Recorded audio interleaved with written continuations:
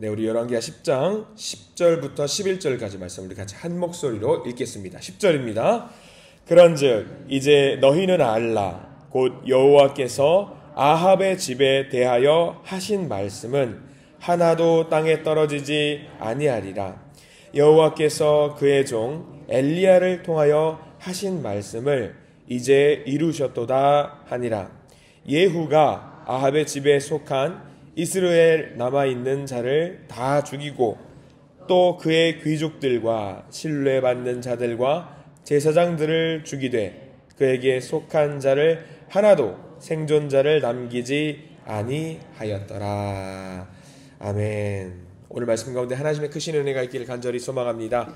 우리 가슴에 손을 얹으시고 기도 한번 해볼까요? 하나님의 은혜가 지금 저에게 임하기를 기도합니다. 아멘. 우리 옆 사람 축복하는 마음으로요. 하나님의 은혜가 지금 여러분에게 임하기를 기도합니다. 아멘. 하나님의 은혜가 넘치기를 간절히 소망합니다. 오늘 하루 또 복된 날 되시기를 간절히 소망합니다.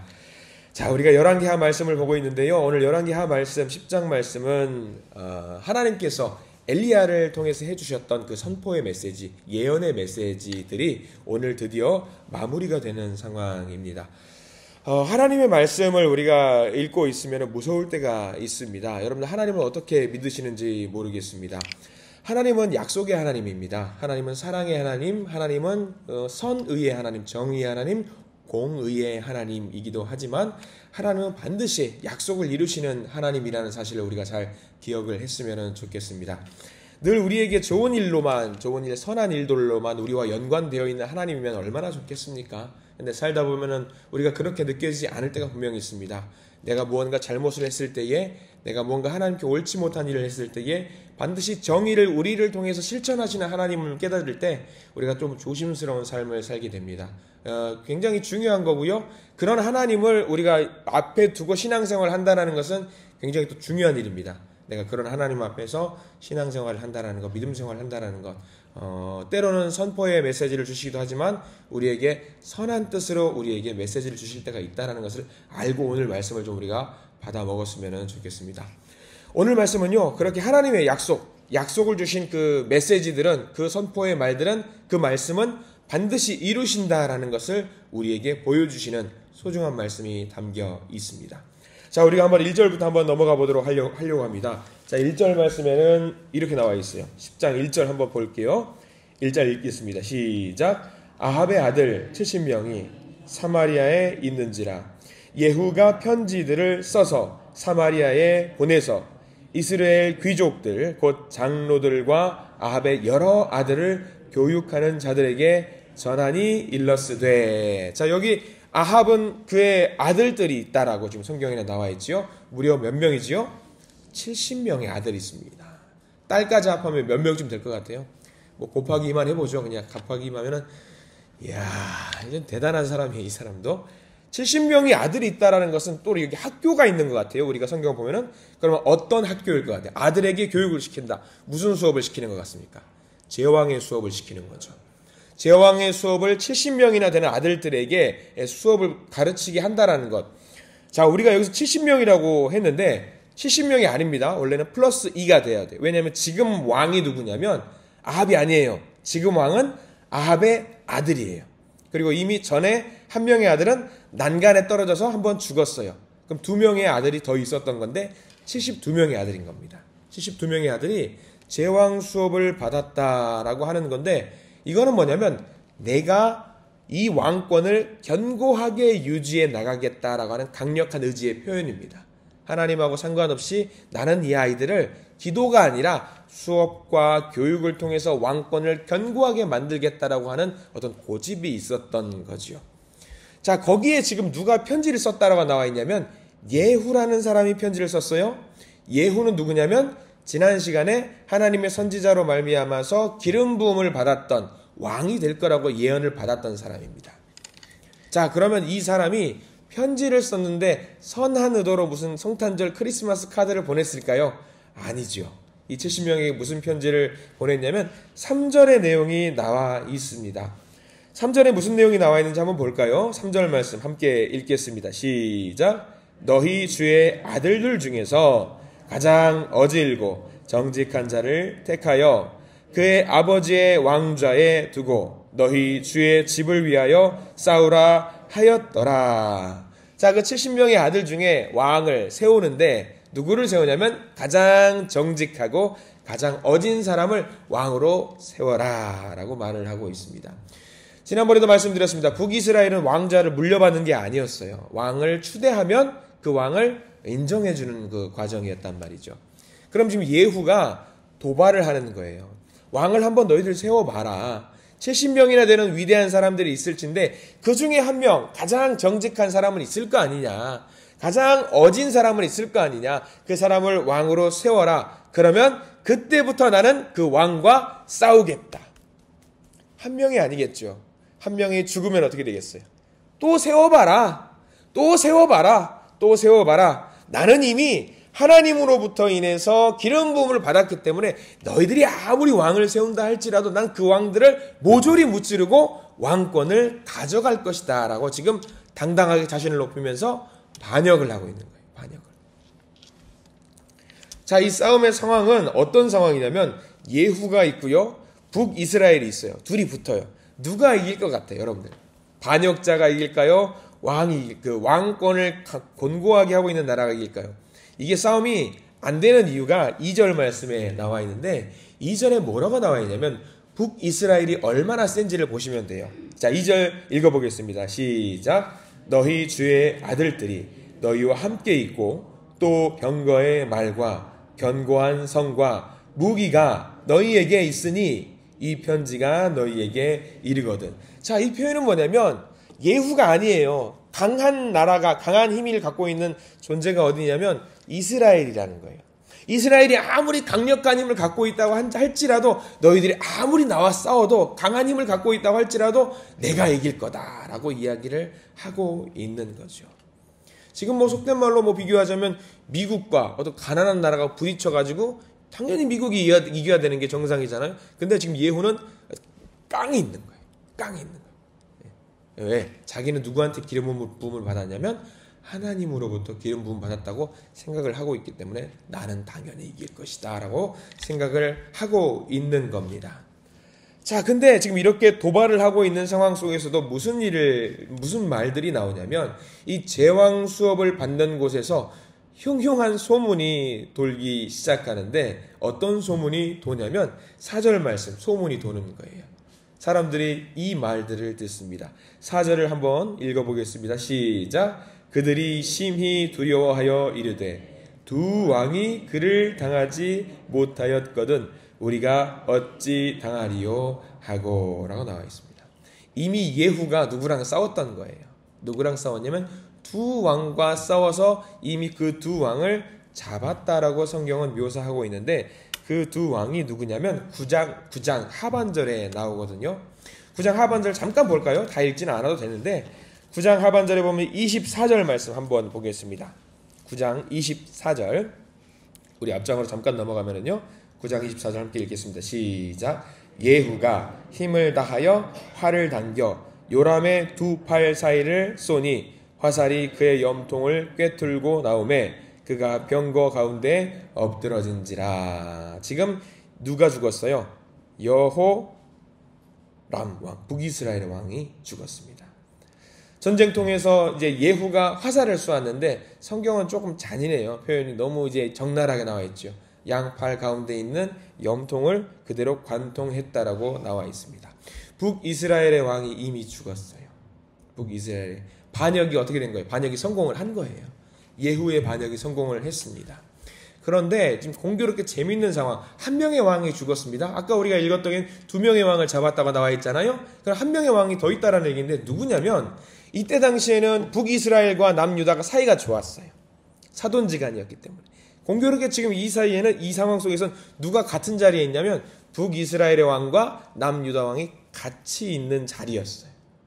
북이스라엘의 왕을 화살을 쏴서 죽었는데 자, 우리 27절 말씀 한번 쭉 넘어가 볼게요. 27절 다 안 읽어도 됩니다.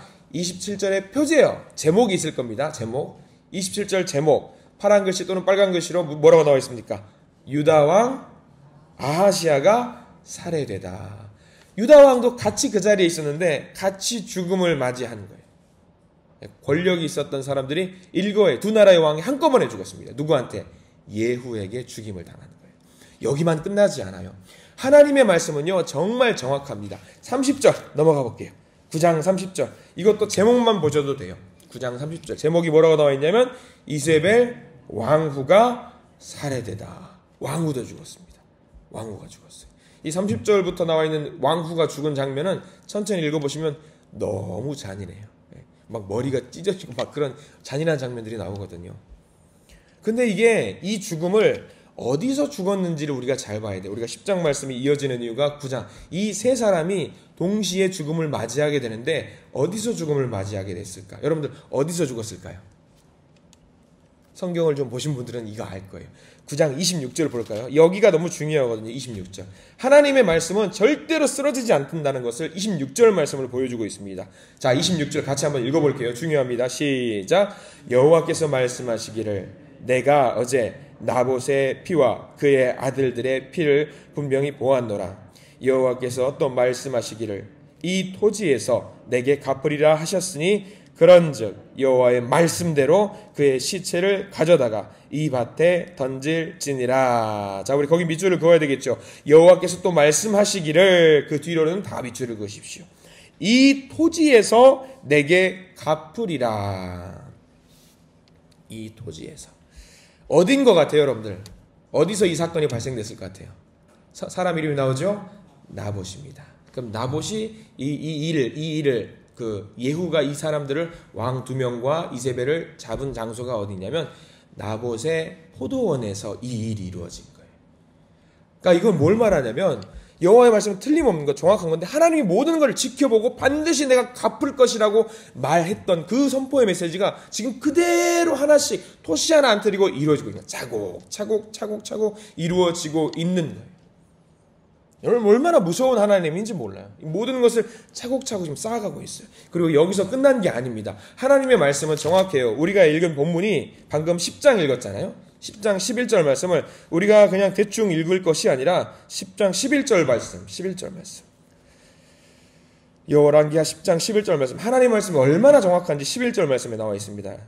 자, 다시 한번 읽어볼까요? 11절입니다. 시작. 예후가 아합의 집에 속한 이스라엘에 남아있는 자를 다 죽이고 또 그의 귀족들과 신뢰받는 자들과 제사장들을 죽이되 그에게 속한 자를 하나도 생존자를 남기지 아니하였더라. 제왕 수업을 받고 있는 70명도 모조리 죽였고요. 제왕 수업을 하고 있는 담당자들도 모조리 죽였고요. 그 아합의 가문과 관련된 편성되어 있는 모든 사람들을 예후가 다 죽였다라고 나와 있습니다. 한 명도 살아남지 못했다라고 성경 말씀에 나와 있습니다. 얼마나 무서운 말인지 모르겠습니다.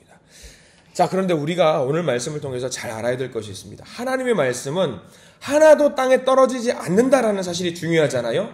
그런데 이것이 선포의 메시지고 심판의 메시지일 때는 어때요? 우리가 무서울까요? 안 무서울까요? 당연히 우리도 이런 메시지를 받으면 무섭겠지요. 근데 하나님의 말씀은 하나도 땅에 떨어지지 않는다. 그것이 만약에 우리에게 허락하신 복의 메시지라면 여러분 어떨 것 같으세요? 우리에게 주신 복의 메시지라고 한다면. 이거는 놀라운 큰 하나님이 우리에게 주시는 복이라는 거예요. 우리에게 주신 약속의 복은 단 하나도 떨어지지 않고 우리에게 모든 것이 이루어진다라고 반대로 생각해 보자는 거예요. 선포가 아니라 심판이 아니라 우리에게 주시는 복의 메시지, 하나도 떨어지지 않고 우리 대대손손 이루어지기 우리에게 주시는 하나님의 놀라운 복이 하나도 떨어지지 않고 다 이루어진다. 여러분 이건 어떤 메시지예요? 너무나도 놀라운 복의 메시지입니다. 저는 우리 이 시간에 나와 있는 모든 예배자로 쓰신 모든 분들이 이 복의 메시지를 받아먹기를 간절히 소망합니다. 저주라든가 심판의 메시지가 있을 수 있습니다. 그러나 우리는 언약 백성이에요. 하나님이 세우신 자녀들입니다. 그럼 우리가 자녀들에게 주시는 큰 복이 있습니다. 저는 감히 선언하고 축원하는 바가 있는데 모든 성도님들이 우리에게 주시는 하나님 우리에게 주시는 그 복의 메시지들이 단 하나도 떨어지지 않고 대대손손 그 복이 이루어질 줄 간절히 소망합니다. 반드시 이루어질 겁니다. 복의 메시지. 반드시 하나님께서 약속하신 복은 이루어집니다. 우리가 이 메시지를 받아 먹으면서 야 하나님 잔인하다, 하나님 무섭다, 심판의 메시지, 벌의 메시지로만 받아들일 때가 얼마나 많은지 모릅니다. 그런데 좀 반대로 생각을 해야 돼요. 그렇지. 하나님은 나의 하나님이시지. 나의 아버지시지. 나의 아버지는 나에게 큰 복을 주는 분이시지. 나와 약속을 맺은 분이시지. 이 약속과 복은 하나도 떨어지지 않지. 우리가 이 메시지를 오늘 말씀을 통해서 받아 먹었으면 좋겠습니다. 그 약속을, 그 복을 보증하시는 분이 누구시냐면 우리 여호와 하나님이시라는 사실입니다. 오늘 이 복의 메시지를 잡고 오늘 하루를 시작하시기를 간절히 소망합니다. 간절히 기도하십시오. 지금까지 우리가 예수 믿는다고 했지만 탐욕과 복을 구별하지 못하고 나의 유익만을 위해서 살아왔을 때에 하나님, 이건 자녀의 삶이 아니지요. 제가 이 시간 말씀을 붙들고 나의 인생을 한번 뒤집어 보겠습니다. 나의 인생을 고쳐 보겠습니다. 약속을 이렇게 저주의 메시지를 주셨던 것, 심판의 메시지를 주셨던 걸 반대로 생각해 보겠습니다. 그래서 선물로 주신 오늘 하루의 삶이 복이 넘치는 삶이 되기를 소망하오니 하나님 그 약속을 오늘 우리에게 이루어 주시옵소서. 그렇게 기도하면서 오늘 하루 살아나가실 수 있는, 살아낼 수 있는 우리 모든 성도님들이 되시기를 간절히 소망합니다. 오늘 기쁜 날이 될 것입니다. 즐거운 날이 될 것입니다.